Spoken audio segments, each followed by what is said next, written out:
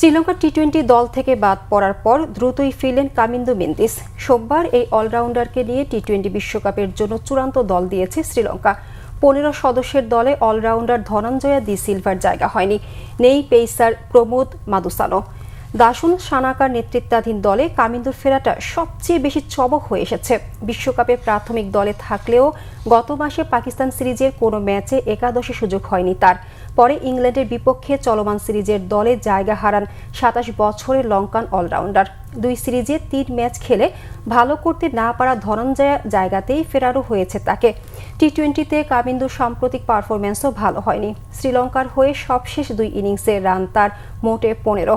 ইংল্যান্ডের বিপক্ষে দ্বিতীয় ম্যাচে কাঁধে চোট পেয়ে শেষ ম্যাচ থেকে ছিটকে পড়া ঈশান মালিঙ্গাকেও রাখা হয়েছে চূড়ান্ত দলে।